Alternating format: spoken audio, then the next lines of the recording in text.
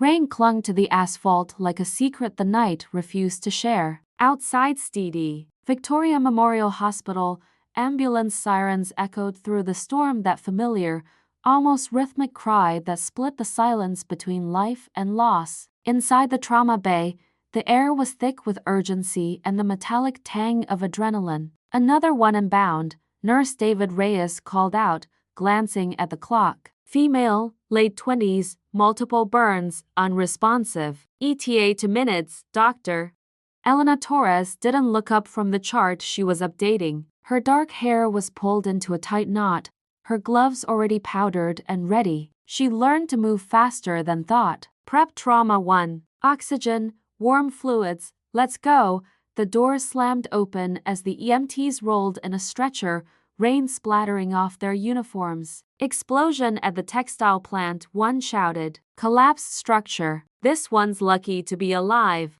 The patient, a woman, skin scorched and caked with soot, gasped for air in jagged bursts. Her clothes were half burned, her ID non-existent. "Vitals dropping," David shouted. "Epinephrine now," Elena snapped. "We're losing her." The woman's body convulsed, monitor spiking, then flatlining. The sound, that single, high-pitched tone, was the one thing Elena never got used to. "Charge to 200, she ordered. Pads pressed. "Clear." The jolt arched the woman's back. Again.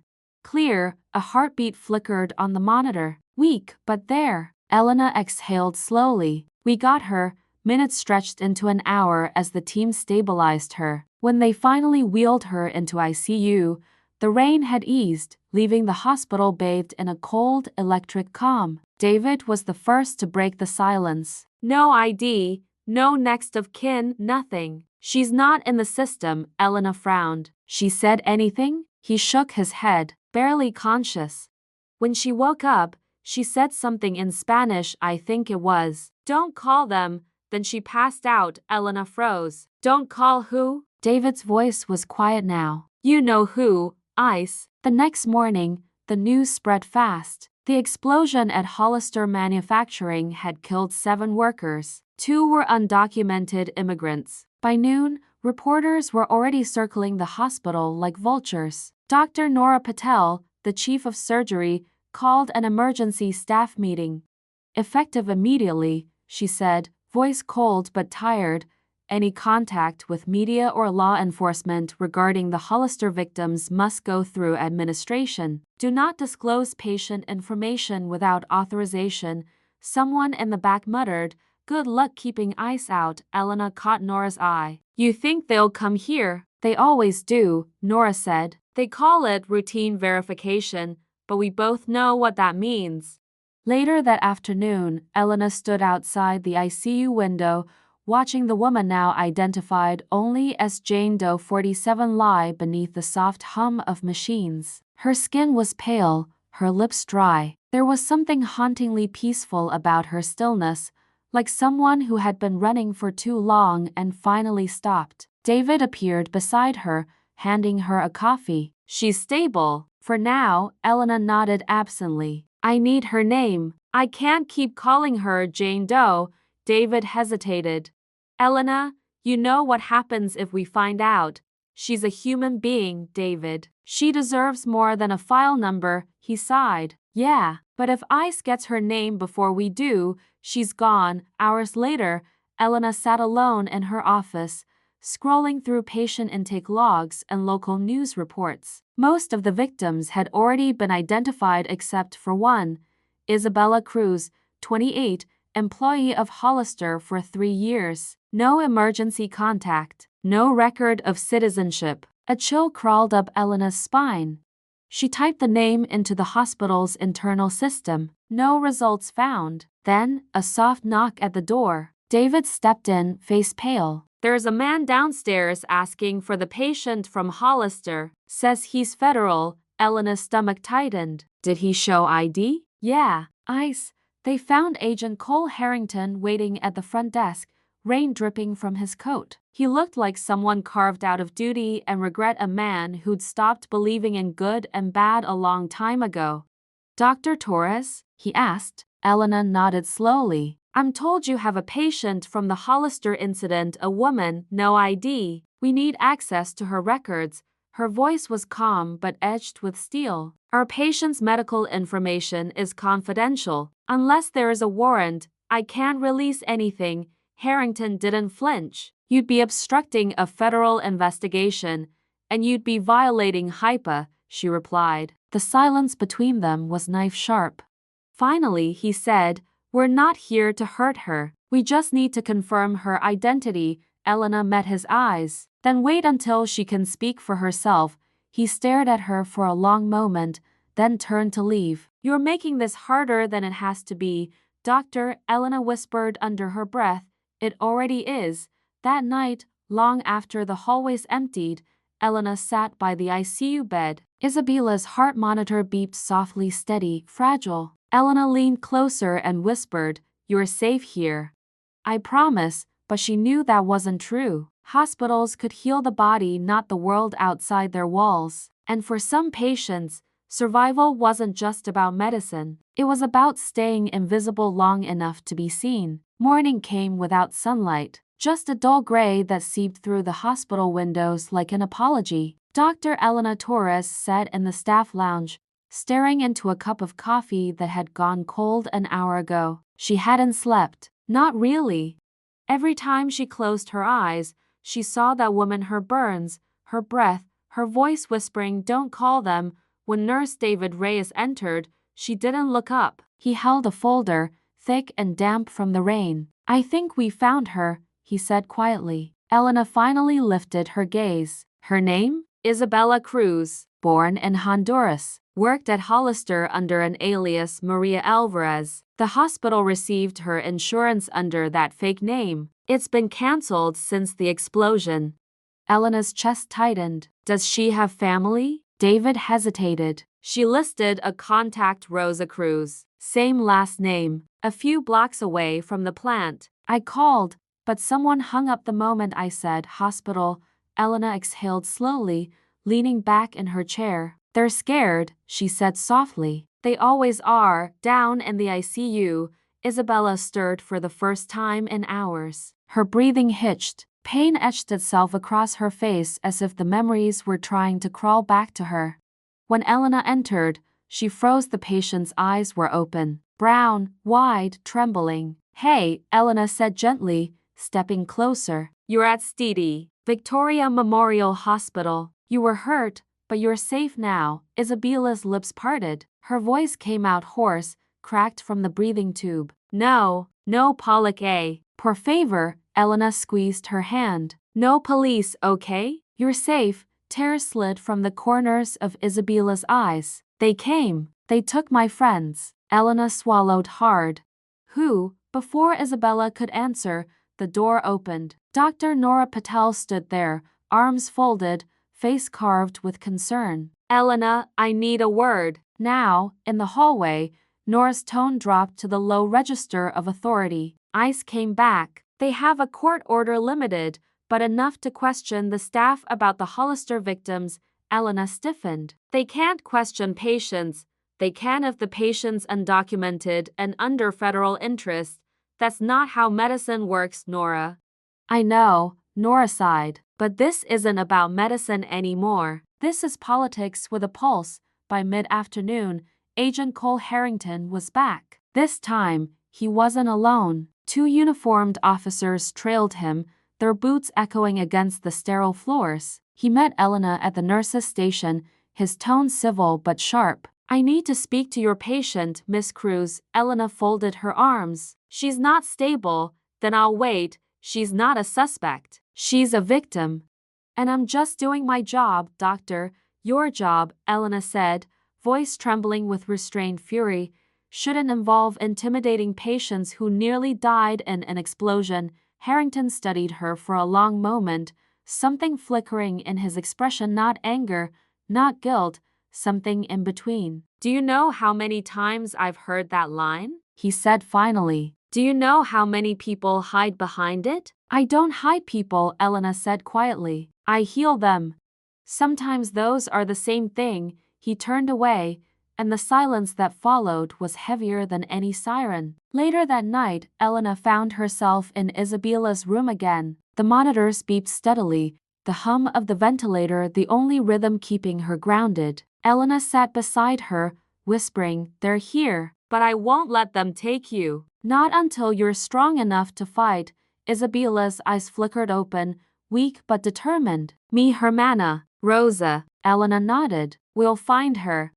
Isabella's breathing quickened. She hid papers under the floor. "Tell her not to trust anyone." Before Elena could reply, alarms blared. The heart monitor spiked, BP dropping. David shouted as he rushed in. "Get me a crash cart." Elena barked. "Stay with me, Isabella." The machines came alive again, the frantic choreography of survival. Elena pressed her hands against Isabella's chest. "Breathe, doctor, she's coding." "Not today." The pulse returned, faint but real. Elena exhaled, trembling. "She's not going anywhere." "Not yet." Afterward, when the chaos settled, Elena stood outside the room, drenched in sweat, hands still shaking. David approached quietly. "She's tough," he said. "You're tougher." Elena shook her head. "No, I'm just angry. About ICE?" "About everything. About how people have to beg for mercy before they can even bleed." David nodded. "Welcome to America." Hours later, long after midnight, the hospital emptied into whispers. Elena sat in her office, replaying the scene again and again. Isabella's plea, Rosa's name, the warning. Her computer screen blinked with the open file. Cruz, Isabella. Below, the word status, unverified. The cursor pulsed like a heartbeat. She hovered her finger over the keyboard, hesitating, then typed 3 words. "Patient confidential. Protected." She saved the file and locked it behind an admin code. When she leaned back, the lights flickered, the hospital generator humming softly. Through the glass, she saw the storm return, wind pressing against the windows like a warning. And in that moment, she realized something terrifying. Saving Isabella's life wasn't the hard part. Keeping her alive in America was. Rain had returned to St. Victoria like a sentence being served, steady, relentless, and impossible to ignore. Inside, the hospital hummed under fluorescent fatigue. Every monitor beep, every pair of shoes echoing down the corridor, carried the same uneasy rhythm. Something is coming. Dr. Elena Torres felt it in her bones, the kind of dread that doesn't make noise but fills the room anyway. By noon, the ICE presence was no longer subtle. 2 federal agents had set up in the main lobby, black suits, no smiles, government lanyards glinting like threats under the light. They didn't speak much, just waited, watched. Patients looked away, nurses whispered. And somewhere between those whispers, the hospital began to suffocate. Dr. Nora Patel called another emergency meeting in the conference room. Her tone was clipped, her patience fraying. "Here's where we stand," she began. "ICE has issued a formal request for cooperation. They claim a connection between our patient and an ongoing federal investigation into illegal labor practices at Hollister Manufacturing." Elena frowned. "She's a victim, not a criminal." "I agree," Nora said. "But they're treating the plant explosion as sabotage. They believe undocumented workers may have said it deliberately." "That's absurd," David muttered. "Half those people died." Nora nodded grimly. "And yet, here we are." Elena crossed her arms. "So what are they asking for?" "Full access to patient records, staff interviews, and security footage. And if we refuse, they can subpoena us." Elena's voice sharpened. "Then let them." Nora sighed. "Elena, this isn't a movie. They can freeze our funding, strip our licenses, make this hospital a political target." David leaned forward. "So will we just hand her over?" The room went quiet. Nora's gaze softened, the weight of leadership pressing on her like a second skin. "I'm not telling you to betray your oath," she said. "I'm telling you to survive long enough to keep saving lives." After the meeting, Elena lingered in the hallway, staring at the rain streaking down the glass. David joined her, holding 2 coffees. "You ever think about how the system's built?" he asked. "Like, it's not broken, it's working exactly how they designed it." Elena nodded. I used to believe hospitals were sanctuaries, but maybe they're just another checkpoint. That afternoon, she returned to Isabella's room. The woman was conscious again, pale, trembling, but awake. Her eyes darted toward the door at every sound. Isabella, Elena said softly, I need to ask you something important. Why were you at Hollister that night? Off shift? Isabella hesitated, lips dry and cracked. There was fire. We tried to stop it. The machines, they didn't shut down. Was it an accident? No, her voice broke. The boss locked the exits. Said undocumented people steal tools. We couldn't get out. Elena's stomach turned. You're saying they trapped you? Isabella nodded weakly. We screamed. No one came. A long silence followed, only the steady beeping of machines breaking the stillness. Downstairs, Agent Cole Harrington paced near the security desk, frustrated. He wasn't used to waiting. Hospitals made him uneasy. Too many smells, too much vulnerability, too many truths you couldn't handcuff. When Nora approached, he straightened. Dr. Patel, he said, I'm not here to be the villain. You're standing in a hospital, Agent Harrington, she replied. That costume doesn't fit anyway. I just want facts. The woman we're looking for is dying, Nora cut in. So unless your investigation can restart her heart, you'll have to wait, he exhaled slowly. I respect what you do here, but my job doesn't stop because someone's afraid of the law. Nora's eyes flicked up to meet his. And my job doesn't stop because someone's afraid of compassion. For a moment, the air between them felt like glass, thin, fragile, ready to shatter. Later that night, Elena returned to her office and found an envelope slipped under the door. Inside was a copy of an internal memo stamped confidential to hospital administration, subject, cooperation with federal inquiry is effective immediately, STD. Victoria Memorial Hospital will comply with all requests for access to medical records related to the Hollister manufacturing case. Signed, Director Samuel Winters, Legal Affairs. Elena froze. Nora hadn't mentioned this. She picked up her phone, dialing. David, it's me. Lock Isabella's records. Now.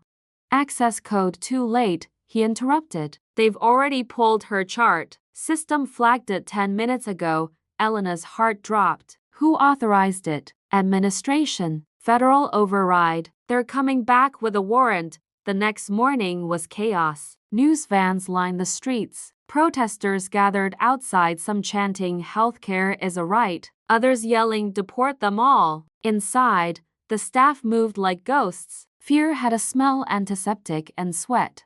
Elena stormed into Nora's office. You knew about the memo. Nora didn't deny it. I tried to stop it. The board caved. They're afraid. So we just let them take her? Elena, she'll be deported before she can walk again. Nora's voice cracked. I know. Elena slammed her hand on the desk. Then help me stop it. For a long moment, Nora just stared at Elena's trembling hand, at the storm outside, at the reflection of her own face in the glass. Then she said, You didn't hear this from me, but the patient transfer logs go through me. I could delay paperwork. A day, maybe 2, that's all I need. That night, Elena and David met in the darkened ICU hallway. The hum of machines was the only witness. David whispered, You're really doing this? Elena nodded. We keep her here, under sedation, chart locked. If ICE comes, she's unstable, not transportable. He hesitated. You know this could cost us everything. Yeah, she said quietly. But some lives are worth the cost. David smiled faintly. Guess we're criminals now. No, Elena whispered. We're doctors, outside. Lightning split the sky, white fire across a world already burning. Inside, a woman lay between life and law, breathing through the mercy of strangers. And for the first time in her career, Elena understood something she never learned in medical school. Healing wasn't just about saving bodies. It was about defying the systems that decided who deserved to live. The storm that had lingered over Stede, Victoria finally broke that morning. Rain lashed against the windows like it had a grudge to settle, and thunder rolled over the city in slow, heavy waves. Inside the ICU, everything was unnervingly still. Dr. Elena Torres stood beside Isabella's bed, eyes locked on the monitor. The green line rose and fell in perfect rhythm to fragile to human. BP stable, she murmured. Heart rates holding, Nurse David Reyes nodded, adjusting and for drip. She's hanging in there. They didn't say what they both knew. She was alive because they had lied. The file now read, Isabella Cruz condition, critical, not transportable. It was technically true, but not the whole truth. She's improving, David said quietly. Elena didn't respond. She stared at Isabella's face, the stillness, the faint flutter of her eyelids. How do you save someone, she whispered, when saving them means breaking the law? David looked up from the monitors. By remembering which law matters more, downstairs, Agent Cole Harrington was losing patience. He paced near the administrative wing, jaw tight, eyes red from sleeplessness. The storm outside only made everything worse. Power flickered, servers lagged, and the hospital's main system kept freezing mid-search. Dr. Nora Patel entered with her usual quiet authority. Agent Harrington, you're still here until I get access to the patient, he said flatly. And I will, even if it kills her. His eyes narrowed. Don't start that with me, doctor. I'm not the villain here. No, Nora said. You're just the man who follows orders. Something in her tone stopped him cold. He stared at her for a long time. You think this job's easy for me? You think I like watching families torn apart? I'm not here to make people suffer. Then why are you still doing it? Harrington didn't answer. Nora sighed. Go home, Agent. She's not stable. You'll get your interview when she can speak for herself. I'll be back tomorrow, he said. I know. That night, Elena sat in her office, reviewing patient logs. She was supposed to be charting vitals instead. She was crafting an illusion. She edited timestamps, swapped entry IDs, buried one patient file inside another. Each keystroke felt like both salvation and betrayal. When she was done, she leaned back exhausted. Her reflection stared back from the dark computer screen, eyes rimmed red, jaw clenched tight. For a brief moment, she wondered who she was becoming. A doctor? A liar? A protector? A fugitive with a stethoscope? The hospital paw crackled overhead. Dr. Torres to ICU. Dr. Torres to ICU immediately. Her heart seized. Isabella was awake. For the first time, truly awake. When Elena entered, she found the woman trying to sit up, eyes wild with panic. "Dónde estoy?" she gasped. "Where am I?" "You're safe," Elena said, rushing to her side. "You're in the hospital. You're alive." Isabella's breathing quickened. "They came. They took the others. Please, don't let them." Elena placed a hand on her shoulder. "You're safe. We won't let anyone take you." But Isabella's eyes darted toward the door. "You can't stop them." Elena hesitated. "We can try. They always find us," Isabella whispered. "In Honduras. In Mexico. Here, they always find us." Elena swallowed hard. "Then they'll have to get through me first." Later that night, in the staff break room, David found Elena staring out the window at the storm. "She's terrified," Elena said. "It's like she's still running even in that bed." David sank into the chair beside her. "You did the right thing, did I?" she said. "I falsified records, locked out federal agents, lied to administration. You saved a life." Elena turned toward him. "You ever think saving one life could ruin yours?" He smiled weakly. "All the time. But that's what the oath was for, wasn't it? Do no harm doesn't mean do what you're told." Elena let out a bitter laugh. "I think they skipped that part in ethics class." By morning, the rain had stopped, but tension hadn't. The hospital was crawling with whispers, rumors of missing files, an anonymous tip to federal authorities, and a non-compliant doctor under investigation.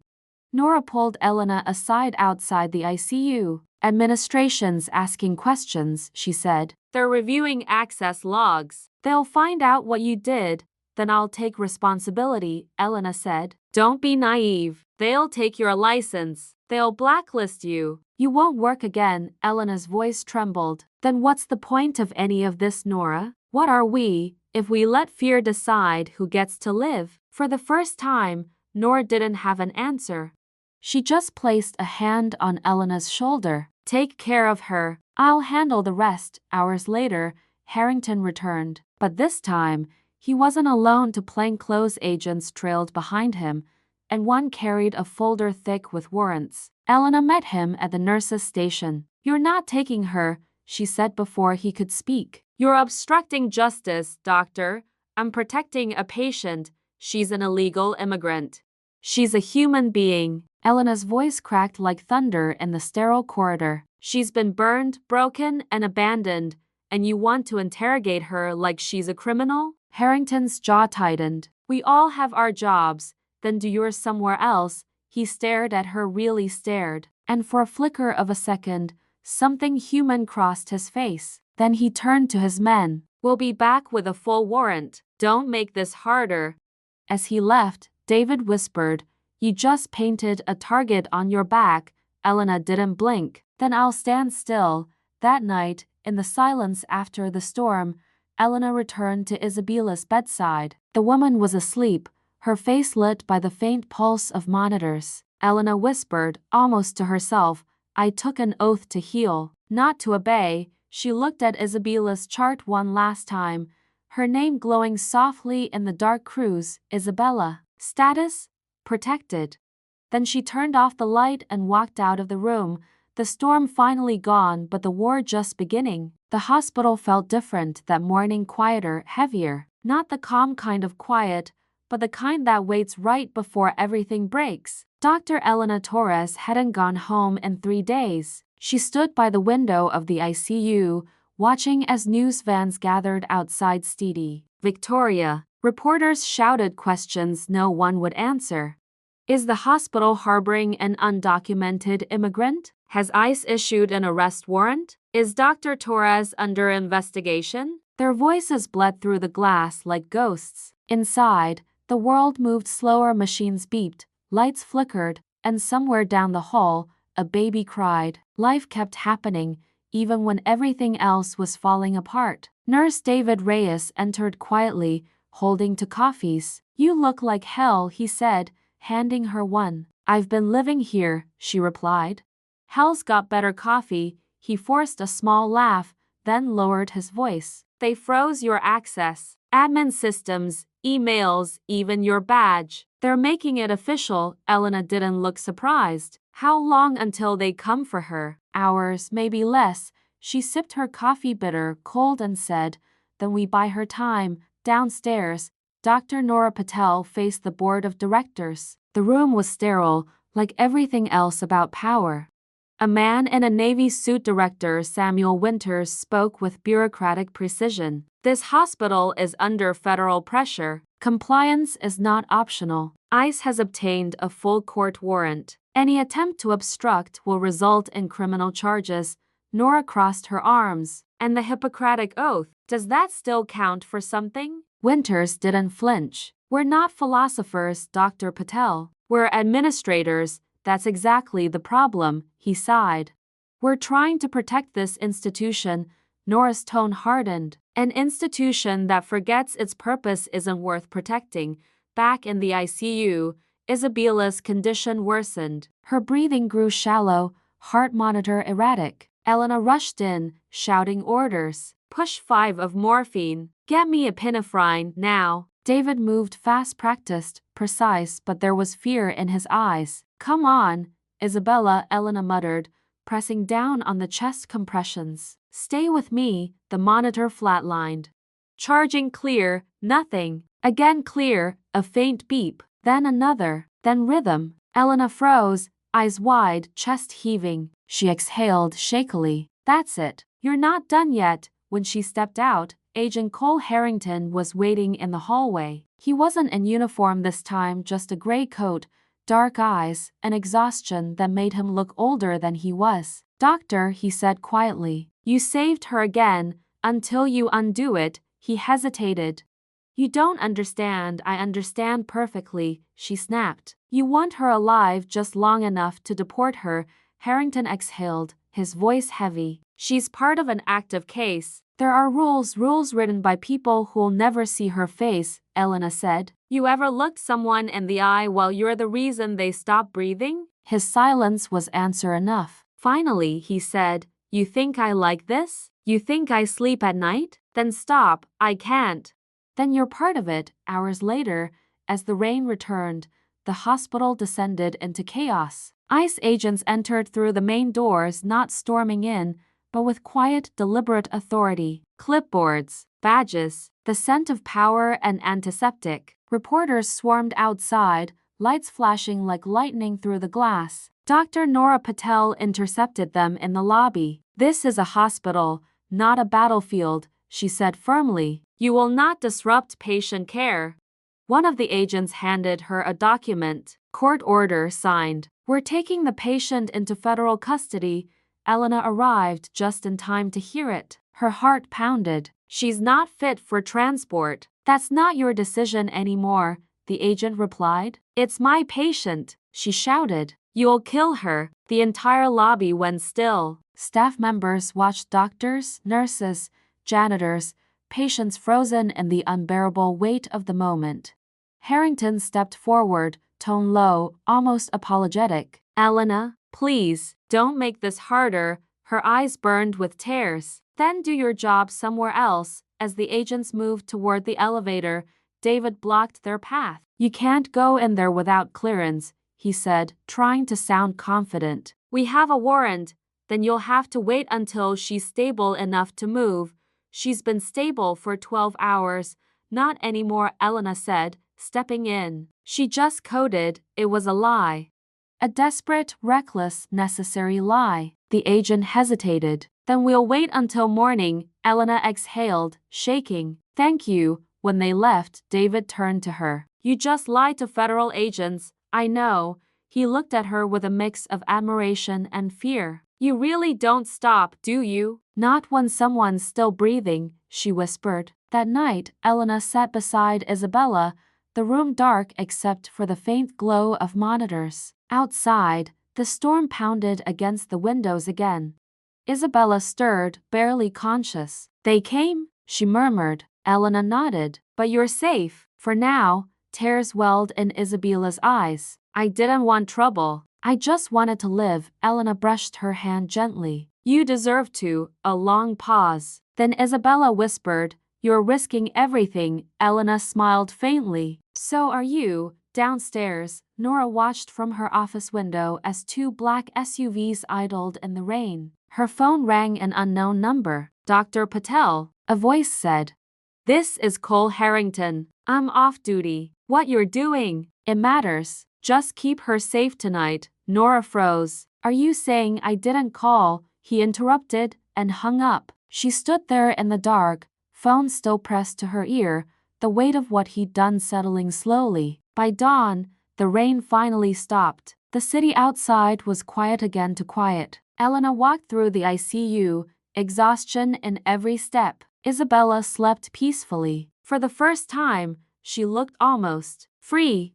David approached. "You think we can keep this up?" Elena shook her head. "No, but maybe we can buy her a choice." "Her or you?" he asked softly. "Both," she whispered. The light outside turned pale gold, slipping through the blinds like forgiveness. For now, the world had paused between right and wrong, law and mercy, life and death. And in that fragile silence, Elena realized something she couldn't unlearn.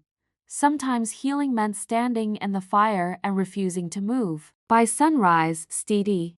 Victoria Memorial Hospital had become a battlefield of narratives. Satellite vans filled the parking lot. News anchors stood under umbrellas, rehearsing lines about illegal immigrants, rogue doctors, and a hospital caught in moral crossfire. Inside, the halls were no longer quiet. They buzzed with tension, cameras, whispers. Every staff member had an opinion now. Every opinion had a consequence. Dr. Elena Torres walked through the corridor with her head down.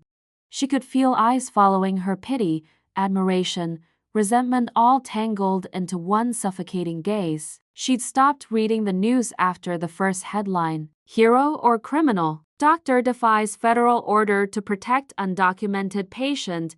She hadn't meant to be a symbol. She'd meant to save a life. But symbols don't get to choose their purpose. In the cafeteria, David sat with his phone face down, nursing a coffee gone cold. When Elena joined him, he just shook his head.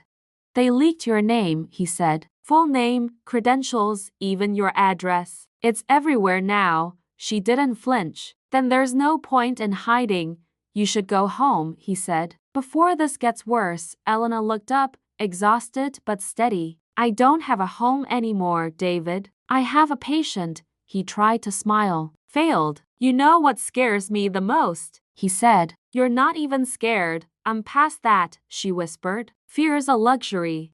Meanwhile, Agent Cole Harrington sat alone in his car outside the hospital. Rain drizzled across the windshield, distorting the reflection of his badge lying on the passenger seat. He hadn't put it back on since last night. The radio murmured updates about the St. Victoria case. His name wasn't mentioned, but his silence was. He stared at his own reflection and whispered, "Since when did following orders start to feel like betrayal?" He reached for the badge, then pulled his hand back. For the first time in years, he didn't know which side he was on. At 9:30 a.m., the hospital board convened an emergency session. The press was circling like sharks. Protesters had gathered outside, half shouting, "Let her stay," half chanting, "Send her back." Police lined the entrance. The air stank of adrenaline and wet pavement. Inside, Dr. Nora Patel stood before the board, refusing to sit. "Suspending Dr. Torres won't solve anything," she said.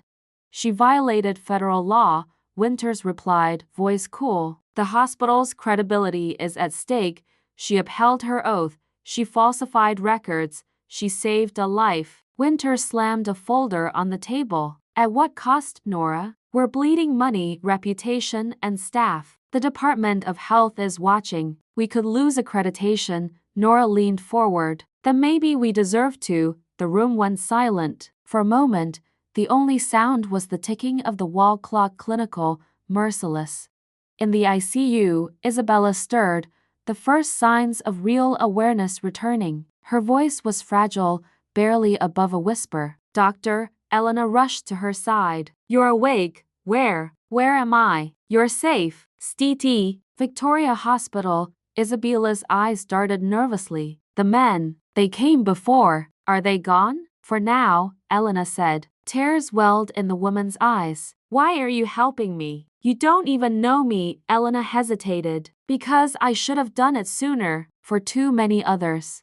"They'll come back, I know, and you'll lose everything." Elena smiled softly. "Maybe, but at least I'll lose it for the right reason." That afternoon, chaos hit its peak. ICE returned, this time with full tactical backing. Uniforms, warrants, and the kind of arrogance that didn't need to speak to be heard. The lobby filled with reporters shouting questions as Harrington entered, flanked by 2 agents. Elena saw him and froze. Her pulse pounded in her throat.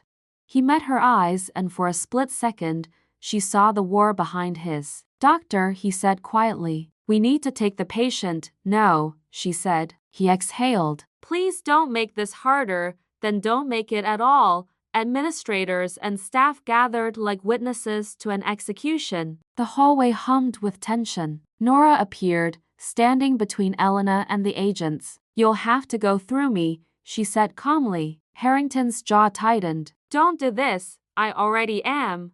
The second agent stepped forward. "Sir, we have authority to know." Harrington interrupted. The room froze. Elena blinked. "What?" He turned toward the other agents. "Stand down, sir." "I said stand down." The second agent hesitated, uncertain. Harrington's voice sharpened. "You move that woman, you'll kill her. That's on you, not the paperwork." The hallway erupted in whispers. Cameras clicked like gunfire. Harrington turned to Elena. "You have one night," he said softly. "Make it count." Then he turned and walked out, leaving chaos in his wake. That night, Elena sat beside Isabella's bed again. The hospital was eerily quiet, no sirens, no shouting, just the hum of machines and the slow rhythm of rain outside. Isabella's hand trembled as she reached for hers. "You should go," she whispered. "They'll come for you too." Elena shook her head. "I've spent my life running from things I couldn't fix. Not this time. You can't fight everyone. I don't need to, Elena said softly. Just enough people to make them listen. Outside, protesters lit candles. The storm had stopped, replaced by a different kind of light flickering, fragile but real. A nurse stood by the window watching them. Do you think she'll make it? She asked quietly. David, standing beside her, answered without looking away. She already did. The rest of us are just catching up. Later, Elena found a note slipped under her office door. A folded piece of paper, unmarked, unsigned. Inside, just one sentence. One night. Border checkpoint at dawn. She'll be safe. She looked up, heart pounding. Then she tore the hospital ID from her coat, grabbed her keys, and whispered to the empty room. All right then. One night, night had swallowed the city whole. Rain drizzled softly over the empty streets, turning the glow of streetlights into bleeding halos. Inside STT, Victoria Memorial, everything was quieter than it should have been, too quiet for a hospital that never slept. The hour before dawn, the most fragile time of day when the world decides whether to fall apart or begin again. Dr. Elena Torres moved like a shadow through the dimly lit corridor. Her shoes made no sound. Her heartbeat did. In her hand, she held a small file. Cruz, Isabella transfer order. Temporary stabilization. It wasn't real, but it was enough to get her through to checkpoints. Behind her, David Reyes pushed a gurney covered by a gray blanket. Under it, Isabella slept sedated, pale, breathing softly. Machines hummed faintly from the portable monitors connected to her. You sure about this? David whispered. No, Elena replied. That's how I know it matters. They turned down a service hallway, the kind used by maintenance staff, far from the main lobby. Every step echoed like a confession. 2 floors up, Dr. Nora Patel sat at her desk, staring at her computer screen. Her inbox glowed with emails from the board, legal counsel, and the Department of Homeland Security. Each one demanded compliance. Each one spelled doom. She opened the security camera feed, saw Elena and David moving a covered patient toward the loading bay. Her finger hovered over the intercom button. Her duty whispered, stop them. Her heart whispered, help them. She took a slow breath and pressed another key. Security cameras maintenance mode. 30 minutes, the feed went black. Nora leaned back in her chair and whispered, run. Back in the basement, Elena and David reached the emergency exit. A single guard stood there, half asleep, scrolling on his phone. David nodded to Elena, then stepped forward. Hey, man, we've got a transfer to Mercy General. Cardiac complication, critical timing. The guard looked up, frowning. I didn't get any notice. Elena flashed the forged document. Fax must have come late. We're already behind schedule. The guard squinted at the paper, then at the gurney. He hesitated. Patient stable? She won't be if we keep standing here, Elena snapped. A tense silence, then the guard sighed. Go. But you didn't get this from me. They pushed through the doors, into the rain. The cold hit them like a wall, sharp and metallic. Outside, the hospital looked almost beautiful in the storm glass and steel reflecting lightning, like the world itself was holding its breath. David loaded the gurney into the back of an old medical van. Elena climbed in beside Isabella, checking her vitals. The hum of the engine sounded like a pulse returning to life. Where exactly are we going? David asked, starting the van. Border checkpoint, Sector 8, Elena said. There's a contact waiting. David glanced at her. This contact, it's Harrington, isn't it? Elena didn't answer. That was answer enough. At that very moment, Agent Cole Harrington stood under a flickering lamp near the old bridge south of the city. His coat was soaked, his badge gone, his conscience louder than any order he'd ever received. He checked his watch. 4:17 a.m. His phone buzzed an encrypted message. She's on her way. One chance. No mistakes. He looked up at the sky, rain blurring his vision. God help me, he murmured. I'm not built for this. Inside the van, Isabella began to stir.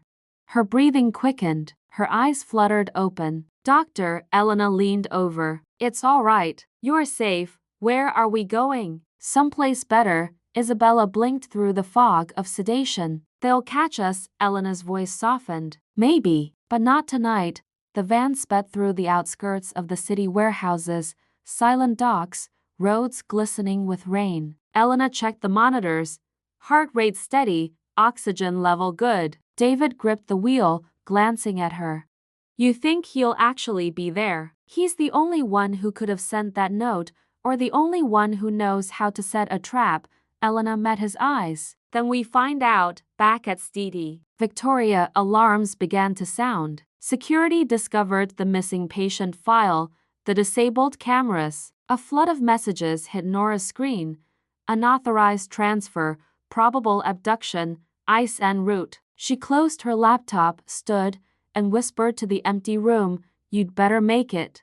The van reached the checkpoint at 4:45 am. Floodlights cut through the mist-cold white beams slicing the dark. A line of abandoned trucks stood silent, rain dripping from their roofs. David slowed the van. "This is it," Elena nodded. "Sector 8. No cameras, no active patrol until 5. They stepped out." The air smelled of iron and river water. A shadow moved near the bridge. It was Harrington. He approached slowly, hands raised. "You came. You sent the note," Elena said. "I said I'd help," he replied. "That wasn't a lie." "Why?" Harrington hesitated. "Because someone should have done it a long time ago. And I'm tired of being a coward." David eyed him warily. "You sure you're not leading us into a trap?" "If I wanted you caught," Harrington said, "you'd already be in handcuffs." He pointed toward the far side of the bridge. "There's a river road. No checkpoints, no cameras. You'll meet someone there who can take her across state lines." "I'll stall them as long as I can." Elena stared at him, searching his face for deceit and finding only exhaustion. "You're risking everything. So are you." Suddenly headlights. Distant, growing brighter. Harrington turned sharply. "They're early," David cursed under his breath. "We have to move now." Elena checked Isabella's vitals again, then nodded. They pushed the gurney across the slick concrete, rain pelting their faces. The sound of engines grew louder, tires slicing through puddles. Voices echoed across the bridge. "Federal agents, stop where you are." Harrington drew his weapon not at them, but toward the headlights. "Go," he shouted. "I'll hold them." Elena froze. "You'll be arrested, maybe," he said. "But she'll live." He turned, firing a warning shot into the air. The echo tore through the storm. Elena and David pushed harder, racing toward the far end of the bridge. Rain blinded them. Wind screamed against their coats. Behind them, shouts, orders, the metallic click of guns. Ahead, the faint glow of headlights from another vehicle. They reached the van. A woman stepped out, dark jacket, calm eyes. "Dr. Torres?" "Yes, get in." Now, as the van pulled away, Elena looked back. Through the sheets of rain, she saw Harrington surrounded, red and blue lights flashing across the bridge. He didn't run. He raised his hands, looked up at the sky, and smiled, the faint, tired smile of a man who finally stopped obeying. Elena whispered to herself, "Thank you." The road ahead stretched into the dark unknown, dangerous but alive. She looked down at Isabella, still breathing, still fighting, and said softly, "You're free now. And maybe, so am I." Morning came slow, the kind of dawn that doesn't burst but seeps through, reluctant to forgive the night. The rain had stopped. The city, washed clean and bruised, breathed again. And somewhere far beyond its skyline, a white van moved along an empty road toward nowhere and everywhere at once. Inside, Dr. Elena Torres sat by the window, watching the landscape blur, fields soaked in fog, the horizon breaking open like a wound that refused to close. Isabella slept beside her, the rhythm of her breathing soft, fragile, human. David drove in silence, eyes fixed on the road, knuckles pale against the wheel. For the first time in weeks, no alarms, no sirens, just the sound of tires against wet asphalt and the heavy, impossible quiet that follows survival. "Where will she go?" David asked finally. Elena didn't answer right away. "She has a sister in Illinois. Harrington said there's a contact who can help her get there. After that, it's her story." David glanced at her. And ours? Elena smiled faintly. Ours ended the moment we chose to lie. Everything after that's just the echo. He nodded, the truth too heavy for more words. When the van reached a rural clinic on the outskirts of town, a woman was waiting outside. She wore a wool coat, gray hair tied back, a face lined with experience and quiet defiance. "You're the doctor," she said simply. Elena nodded. "She'll be safe here," the woman continued. "Off-grid. We've done this before." Elena looked back at Isabella, then at David. "Help me get her inside." They moved together, quiet, precise, reverent, as if carrying something sacred. Inside the small clinic, the light was warm, almost golden. For a moment, it felt like a different world. No bureaucracy, no uniforms, just medicine and mercy. Isabella stirred as they transferred her to the bed. Her eyes opened, tired but lucid. "Dr. Torres." Elena took her hand. "You're safe now." Tears welled up. "You risked everything." Elena smiled softly. "So did you. You trusted me." "Will I ever see you again?" "Maybe not," Elena said gently. "But I'll see you in every patient who survives when the world said they shouldn't." Isabella tried to laugh. It came out as a sob. "I don't have words." "You don't need them," Elena whispered. "You're alive. That's enough." As Elena stepped outside, the sky broke open with light, soft, tentative, forgiving. She breathed in the cold air, letting it fill her lungs until it hurt. David joined her, hands in his pockets.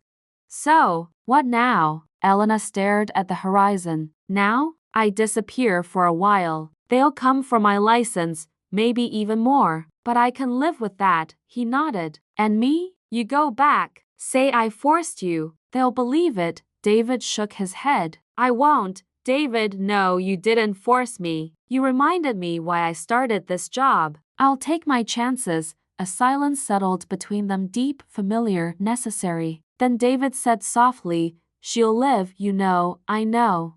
"And Harrington?" Elena looked down. He knew what he was doing. Meanwhile, back in the city, Agent Cole Harrington sat in a small interrogation room, hands cuffed, eyes steady. A single light buzzed overhead. Across from him, Director Winters placed a folder on the table. "You realize what you've done, Agent?" Harrington nodded. "Yeah, I followed the wrong orders for too long. Thought I'd try the other kind."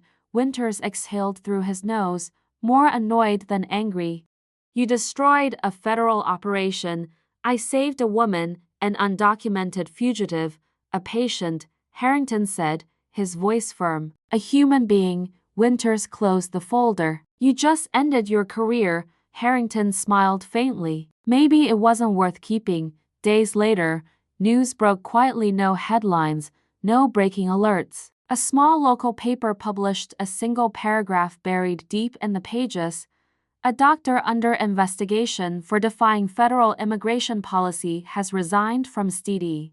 Victoria Memorial Hospital." The patient at the center of the controversy remains unidentified and is believed to have been transferred out of state. No further comment from authorities. That was all. No drama, no closure, just the way real life ends, mid-breath, mid-sentence, mid-fight. Weeks later, Nora Patel stood in the hospital corridor. Elena's old office had been emptied, nameplate gone, desk cleared, shelves bare. A nurse walked by. "Dr. Patel, you think she'll ever come back?" Nora smiled faintly. "Doctors never really leave. We just find new patients to haunt." She turned and looked out at the city skyline, the same one Elena had once stared at, and whispered to herself, "She did what we all wish we had the courage to do." Far away, in a small town where no one knew her name, Elena Torres sat outside a cafe at sunrise. The world looked softer now, muted colors, quiet people, the hum of a new beginning.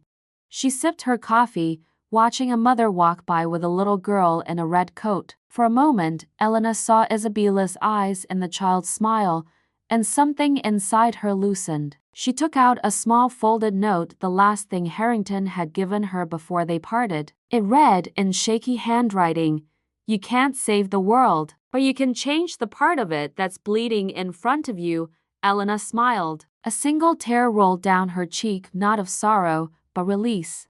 She looked at the horizon, pale gold spilling across the fields, and whispered, "Then that's enough."